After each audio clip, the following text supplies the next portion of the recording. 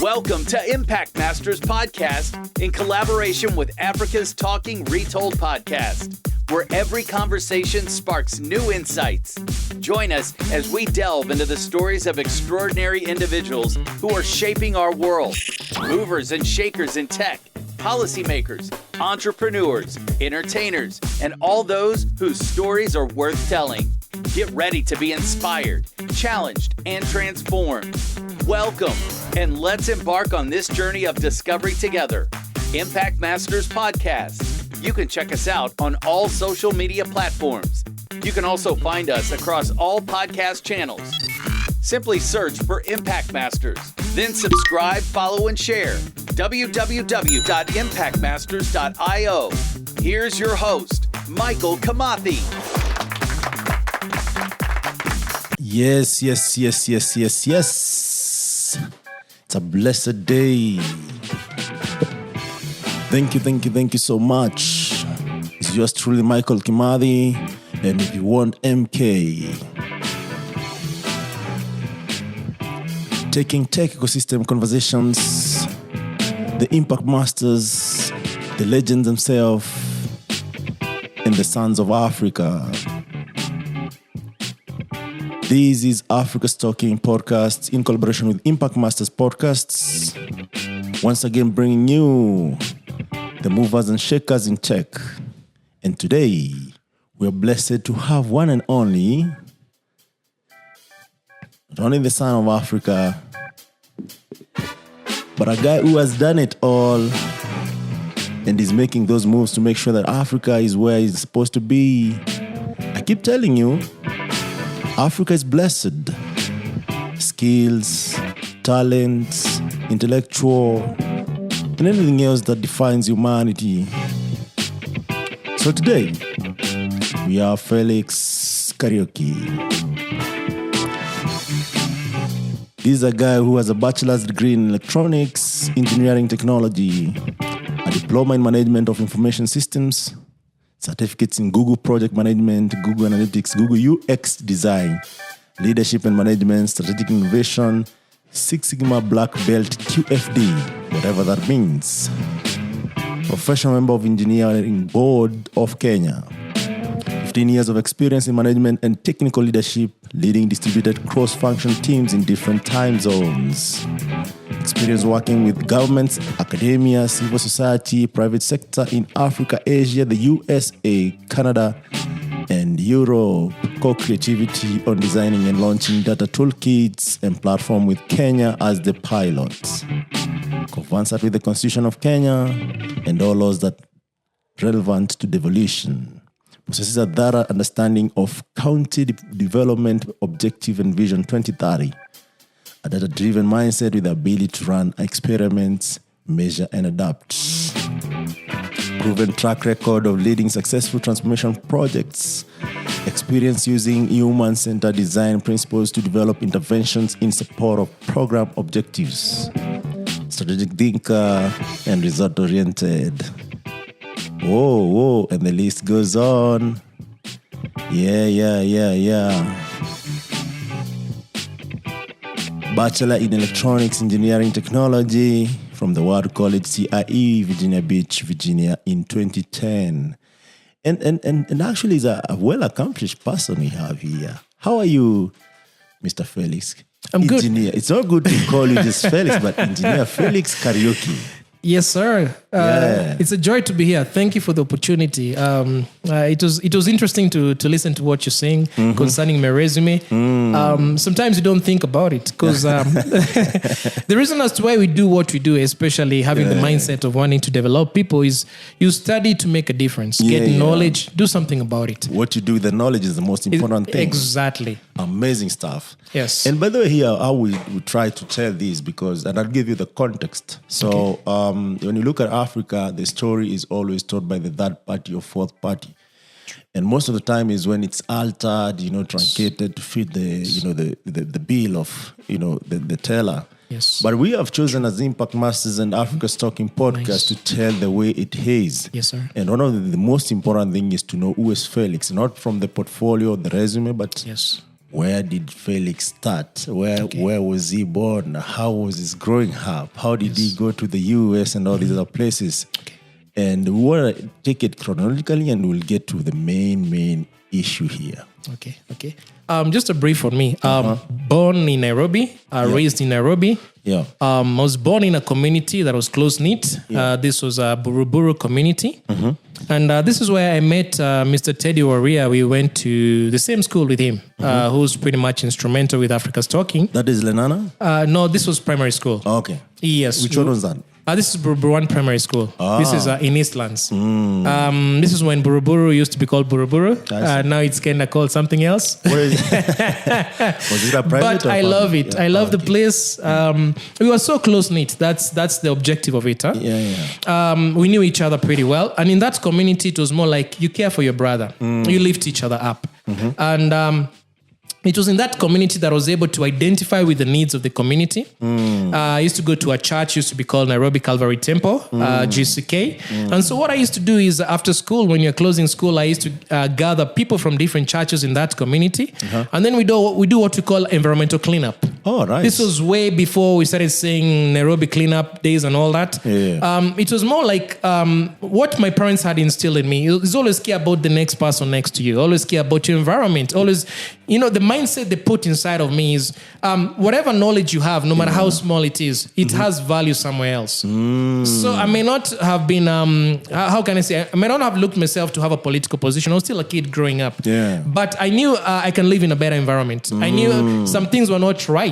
My dad used to work for Nairobi City Council back then. And so these are some of the things, the tenets he kind of instilled inside of me that, you know what, the person next to you matters a lot. And the person next to you is your best safe mode. Anything happens, that's the person you run to. Be the change you seek. That's the point. So when I saw environment was kind of getting not too good of what it was, so I used to gather kids during the holiday.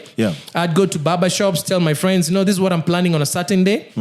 I go to now the chief office, I go to the Nairobi City Council, I tell them, on a certain day, we need to do a cleanup. Can you guys give us the tools? At what age? This was still in primary. I think class 7 there. Class 7, class 8. So I can say the church did play a role in that. There's no question about it in terms of faith. Because, the church has this thing of telling you be responsible. So that also goes down to my parents, still the same. Because I used to get a beating if I tried to skip church. So I guess it was a good thing. The mom or the dad? That was my mom. My dad was more like, he'd laugh about it. But my mom was more she was the disciplinary person. So you had to toe the line. I see. Yeah. So she says Sunday's church, just know you're going. Whether you like it or not, you're going. And it's something that is very interesting because if you look at the way people are brought up right now is that disciplining children is discouraged at all costs. What do you think that is doing to our future generation? It's messing it up, to be honest with you. The reason I say it's messing it up, even the good book says that you spare the road, you spoil the child. There's no doubt about it. And it says that a road drives away foolishness from a child. What I mean by this is no child is born knowing anything. Literally. So whatever you define for them is what becomes the normal to them. And if you fail to define to them as you know it good or better, somebody else will define it for them. So which means if you don't give them the discipline that is required, because there's a reason as to why a family is in existence. A family is the core knowledge base of everything. The parents are key to that. That's the first school. That's the first school. That's everything. In fact, if you look at kids who excel in life, they always get the roots from there, from family setup, what they learned, what inspired them, and what they wanted of that family. That's always the drive in their life. Maybe daddy was never available. Maybe mommy was never available. So when they grow up, they want to be there for their kids because they know how bad it was not to have somebody to hold your hand. They know the mistakes they made. They could have not made them. So the family is critical in terms of putting discipline in a child. There's no doubt about it. For sure. Yes. So you grow up and you get to class 8, right? Yes. So did you perform well? How was that? I had people like Teddy Oria to make sure I perform well. They always kept tabs on me, literally. And also I had my parents, because my mom used to ask me a question. How many people repeated in your class? I'd say maybe 3, 4 came, down to our class repeating and all. Do you know these are the guys who are going to knock you out? So I was always pushed to be number one. So that was my motivation. So I did hold that position for quite a while.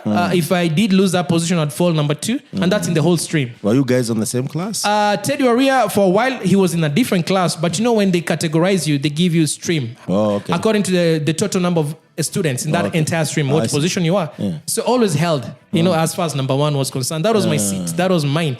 So, and I knew if I sleep a little, people like Teddy Oria would give me a good lashing. Like, boss, we also exist, right? Let me ask you a controversial question. Yes. Do you think life is competitive or collaborative? Now, that's the challenge now. Now, the reason I say it's a challenge is it ought to be collaborative, not competitive. The only person you should compete with is yourself. The reason I say so, I can give another good example. There's a guy called the former late Miles Munroe. He did well in school. This was back in Bahamas. That's where he kind of grew up. So he'd come back home with high scores. High scores, I mean that he's leading in his class. And so mom would be like, his mom, that is, what was the percentage you got? He'd be like 67. And it'd be like, is that what makes you happy that you had 67? How come you didn't have 100? Yeah. So the point of the story being told was you should always compete against yourself, which means if 67% is not your best, you still have not achieved. If 100% is your best, then you have achieved. Yeah. So the measurement should not be the person next to you. The measurement should be you yourself. And the competitiveness of our system, whereby you're trying to compete with somebody else or defeat somebody else, should not be the motivation. The motivation should be, what can you learn from the person next to you? Absolutely. Because if it wasn't for people like Teddy Oria, I wouldn't have loved geography. Because he always talked about geography. So I was intrigued on this guy. His English was also extremely... In fact, all my compositions were based on what he knew.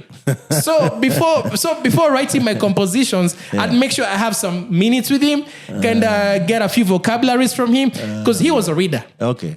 He was a reader, and I wasn't so much of a reader like novels. Still is, right? Yeah.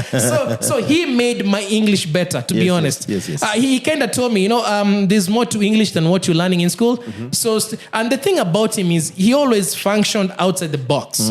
He didn't stick to the curriculum.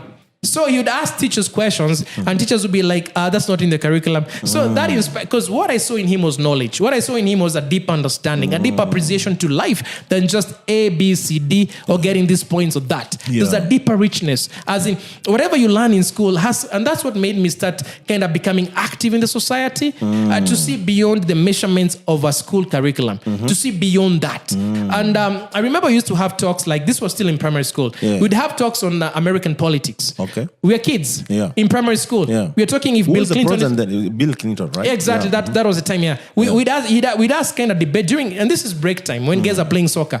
So he'd be like, what do you think about Bill Clinton? I'd be like, okay. This guy is kind of pushing my, my knowledge base. So I'd be like, this was good. This was good. So we'd kind of toss up on that. Bill Clinton, he should win, he should not win. This is the reason behind it. American is like this. So we knew much more than just our immediate environment. I see. And that was important. That was important because that's what makes you who you are as a person. When you have a perspective that's not just local, but it's global. And that way, even the solutions that you're creating, you'll find a way to be able to scale them to better other communities, not just your own community. I see. And that's important. I see. And that's why collaboration is kind of comes out, in terms of emphasis, that these talks kind of made you think outside your box. And that's important. I lived in the US for quite a while. And there was a challenge in that community. The challenge was I'd meet people who didn't know where Africa is. If Africa is a country or it's a continent. Most of the people I met at that time would think Mandela was the president of Africa, which was a sad story. They didn't know all these small communities, all these small countries. They saw us as just one country. Engineer. It's a sad story. We're jumping the gun here. Gotcha. Let's take one step at a time. Yes. All right? Okay. So you finish your primary school. You do well. Of course, you are a top student, right? Yes, at that time. So which school do you join? I went to Mangu High School. Mangu. Yes. And the chief goes to Lenana. Yes. Did that affect your grammar, your vocabulary, all these lessons? I was kind of hoping we would go to the same school because he had been my measurements in terms of pushing me, you know what I mean? But he went to Lenana. So going to Mangu High School was now meet new friends. No, what happened in this case is I met somebody else who I knew while I was still in primary school, and he was in Harambee. Okay. My competitiveness in primary school, I used to kind of... In fact, I learned also this from Teddy Oria, just to be honest. He kind of opened my mind to know other schools other than just Buruburu Primary School. So we had Nairobi River. He knew people in Nairobi River. I didn't know them. So it was like, okay, I need to get to know these people too. So I'd know all the top performance in all the schools surrounding our school. I see. And one of the schools was Harambee Primary School. And in Harambee, guess who was the top student in Harambee all this time? I have no idea. Captain Ronald Karauri. The chief for the sport person. Yes. I see. He was one who was leading at that time in Harambee Primary School. Yeah. I kind of had known of him through associations, relatives, because he lived in Buruburu. But in terms of me knowing him as a student, now that's when I started discovering, so you're in Buruburu, you're in Harambee Primary School. So his performance was kind of a little bit better than mine. By a few points. Too competitive. By a few points. Okay, I see. So when I landed in Mangu High School, I was like, I'm in also familiar territory. I can see people I know. I see. And so now this became now I have some competition, somebody to kind of push me ahead. Yes. Kind of because you see the thing is competition, healthy competition is when you see others are stretching themselves to the best of themselves. And that's what makes you want to stretch yourself to the best of yourself. Yes. And in fact, in Mangu High School, that's where this was also kind of emphasized on collaborative work, teamwork. In terms of you're kind of good in this, kind of good in this. Why don't we spend some time together? You kind of tell me what kind of give me the strengths because this is my weak points too. So I learned a lot of collaboration also in that school. A lot of it. So were you monopolized in Mangu? No, actually, I think they were scared of me, to be honest. There was this Were thing, you that scary? I was tall. I don't think I've ever... My height was still the same, which was 6'1". Oh, I see. So I was kind of still tall. In fact, I became a prefect when I was still in Form 2, which was from 1 going to Form 2. So you are tall and skinny or tall? I was tall and skinny. Buffed up? No, tall and skinny. Okay. And I think it's the attitude of where you come from. Like kind of shook people up a little bit. I came from Buruburu. And so if you're coming from Buruburu and they know you're from Buruburu. So Buruburu was the thing then? It was a thing then. So which means you kind of don't play around with them. You know what I mean? You kind of don't mess up around with them. It's like D right now, right? Coach. That's it. That's it. There was that, perspective of Buruburu. So being from Buruburu, I found Form 2s from Buruburu, Form 3s. So there was that thing of people now kind of, you're from my hometown, you're from my place. And also you used to mobilize, some of those guys you mobilized. That's my point. Oh, okay. So all these things were working back for my good. You see what I mean? Because when I stepped there, I wasn't, in fact, day one, I felt like I knew the place. I was that comfortable. I was that. So it sounds like your network actually played, a role good for you on that particular point. Yeah, it's like it's prepared the ground for me. Okay. Yeah, because all the places I used to go to mobilize were the same places and the same people that I found in high school. So I'd find people in Form 2, people in Form 3.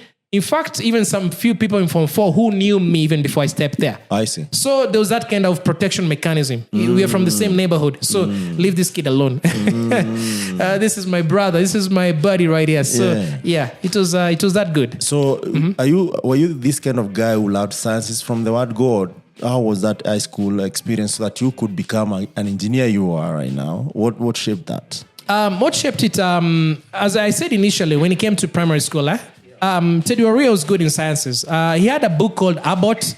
Abbott was a physics book. So I'd never seen such a book. And it was kind of thick. And this guy, we're in primary school and he's talking about Abbott, a book being used in high school. Yeah. So I was like, the thing about Teddy Oria, what kind of helped him a lot is he had big brothers ahead of him. So I'd take that advantage to my advantage too, in such a way that whatever he knew, his brothers knew, I also wanted to know. Now, the thing about me is I'm always knowledge hungry. I'm always hungry to know, to understand, and to kind of put pieces together. So going to high school was more like just an emphasis of what was set as a foundation back in primary school. So in high school, it was a toss-up. Biology, you're kind of, everything's being broken down. Physics is being broken down. Chemistry is being broken down. Biology is being broken down. So it was now kind of emphasizing on each and every single discipline. So this was kind of tricky to me because, in primary school, everything is kind of put in the same box. But now this time everything has been put in small pieces. So now I could understand what was set as a base for me back in primary school, things like Abbott physics books. Now they started making sense to me in high school. Now I did find some subjects of interest, and some of them were like French speaking. And so I started delving so much into French because this was new to me. As I said initially, I prefer learning something new. And so... Please go on. It was a joy. It was a joy back then. So on the sciences, physics became of an interest because of the base that had been set. Chemistry was new to me, which means I had to learn the loops. And then there was also biology. Aspect of biology was kind of also new to me. And I knew if I was to focus on biology, I'd have to think medicine. And if I was to focus on chemistry, I was thinking of more like, seated somewhere in a lab, doing all this for the rest of my life. So physics became more appealing to me. It seems to be more practical, something I can put my hands on and do something about something else to make something better. So although eventually I did do all the sciences for my finals, that is, I did physics, I did chemistry, and I did biology, and I did pass in all of them. It was more like a discovery session back in high school. What are your strong points? What do you want to do? We did have studies. It's Mangu High School. Everybody knows Mangu High School is all about aviation. It's all about flying planes. Yeah. So I did delve the first 2 years into aviation technology. Wait a minute. You said Mangu is about flying planes? The thought people have about it. Are there so many pilots from Mangu, or what does that mean? What happens is Mangu was the first high school for students to be taught aviation technology. I see. And the history of it goes back to those that need to be able to teach students, or rather, remember Mangu, the history of it was a Catholic school. It's still a Catholic school. Okay. It was started by fathers. Yeah. And so what happened is, they had this desire to be able to teach handy skills, what we call TVET now, to people who are still in high school. Yeah. And so they started teaching on radio. So radio started being, and this was the only high school doing that back then. So there was one father who decided to take it a notch higher. So they started teaching aviation. Yeah. From that level. From that level in high school. So aviation became a subject, and we became the first high school to teach aviation. Pretty much in Africa. Yeah, that's the history of it. Okay, I see. Actually, that's interesting because do they still do so, or? Yes, they still do so. They still do so. And in fact, most of the people who fly the jets from Kenya Airways, that is the national pride, all the way to the military, you find a majority of them, especially in the senior positions, are from Mangu High School. So it's something that's new knowledge. Actually, I'm getting from you. Yes. And does it mean that they collaborate with Wilson Airport, JKIA, and all that? Yes, they do. That's where students do most of their practicals. Okay. So we'd go to Wilson for hands-on, even though we had a plane. We still have a plane in Mangu High School. On the ground? On the ground. Come on. Yes. I've never seen it. That's my route to my rural areas. Where is it hidden? It's behind. It's next to the workshops. Next time you're going home, let's go together because I'm part of that committee that is in charge of that. Nice. Yeah. So I still work with the board. Do they have a hangar or airstrip? Or how does it work? It has a hangar. It's open now, and they're building to have an airstrip soon. It's in the works. It's in the progress. This was supposed to have been achieved before the current government. I see. Plans already in place, everything. In fact, we have a stripped down plane that's coming, a new one, which will soon be unveiled. I feel like I should join Mangu as much as I've, beyond the age of joining high school. Yes. That's so cool. I've never known about this. And actually, that's why these conversations are very important, because I remember when we were choosing the schools that you should go once you pass the exam, Mangu was one of them, and it was not interesting to me. It's because all the facts were not presented to me. That's the point, The most popular ones and familiar one was Alliance, Lenana. Yes. I think there was Moi Kabrak there. There was Kamusinga, Friends. Maseno wasn't anywhere near. I think Maseno came up afterwards. So Alliance has always been there. Like everyone knows, like Alliance, what you get there is top notch. Exactly. And it's good that you have brought this up. I know Mangu is also one of the best, schools to join. Yes. But it's good also our listeners know about this fact about aviation. Yes. And in case maybe you're interested, it's the best place to go. There are mentors like you and others who like Karauri. You said Karauri, right? Captain, yeah. So they can actually, ride on that from the high school level. Exactly. So you joined the aviation, or what do? You just do physics? What happened is you're given you choose the practicals. We had what we call technical skills. There was electrical. There was metalwork. I remember. There was woodwork. Metalwork is where you just do the welding stuff. Yes, yes, I remember. And then there was aviation technology. So from Form 1, I chose aviation technology. Okay.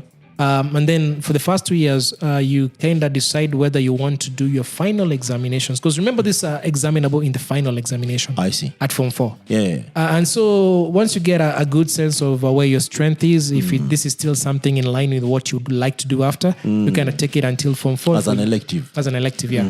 So what happened is I did aviation first year, second year. And then I kind of started thinking, do I really want to do aviation after high school? Reason as to why I limited myself was because I was thinking of the expenses that come after. Oh, yeah. Because aviation, if you take it at the college level, it's not cheap. Yeah, I know. And I didn't want to put this... And that's the time you guys used to go to South Africa. I don't know if they still go there, but I remember... Yes. Guys who join campus actually, especially JQuat, if I'm not wrong. I don't know if this process is there with the KQ. Yes. They could select a few guys who could join them as, to be trained, to be pilots, taken down to South Africa. I don't know if it's fully paid or partially paid, whichever it is, which means it was a very expensive affair if this was something that I think the KQ took up. Yes. I hope those programs are there. I hope so. Yeah, they're still there, and they're working, and that's how people like Ronald were able to kind of go back to it eventually. Ronald, as he has said previously, is that he wanted to do when. He was thinking about doing now the engineering aspect of it because you're taught everything in high school. High school, you learn from the bolts to the nuts of the plane. Literally every single unit of a plane, you know it like the back of your hands. Yeah. You know all the kind of screws, all the kind of bolts. You know everything about tension, every single aspect of engineering of a plane, you know it in high school. So this pushes you to do engineering at the college level because we still don't teach that aspect of aeronautical engineering at the university level. So which means you transfer to an engineering degree. And in his case, he's talked about it a number of times that when he saw what engineering was doing, that wasn't the flying of the planes he thought about. So he kind of fell back to piloting. Oh, I see. Because in high school, you're taught the whole program. From now, flying a plane comes maybe the third or fourth year. That's now you start learning aerodynamics and all that good stuff. How to keep the plane on the air and all that. Yeah. And that's when now you start going for your practicals at Wilson. That's when now you start getting into a cockpit, the actual one. Yeah. That you can easily crash a plane if you don't do things right. They don't have those simulations. We didn't have simulations back then. Now they're in existence because of software technology. Exactly. So technology has helped a lot. Now you don't actually need. I mean, you just crash in the simulation. I can only imagine if you are not so good, and then things happen on there. So you have to experience it practically. Exactly. And do you think CBC actually is playing a role in ensuring that people are getting more tangible, practical skills, and also discovering what someone is good at and what they're not good at?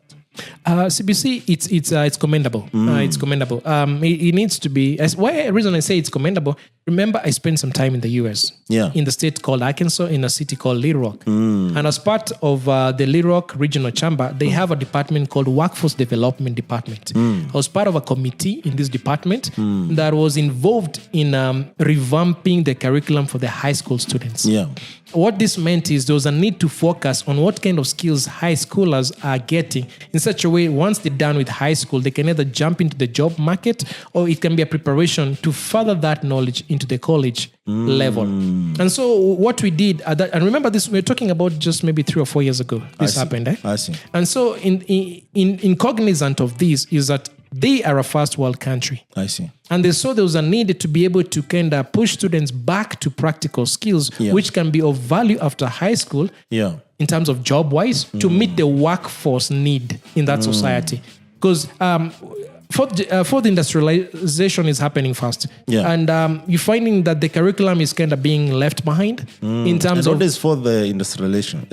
We're talking of the technology aspect of it. We're talking of artificial intelligence. We're talking about programming, coding. We're talking about machine, learning. Machine learning, yeah. Yes, yeah. We're talking about all these aspects that are kind of right now taking charge in terms of automation.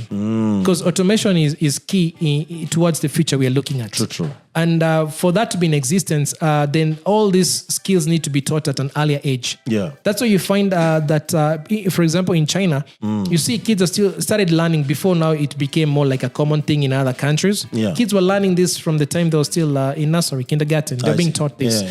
Now, there was a need for that, pretty much commitment.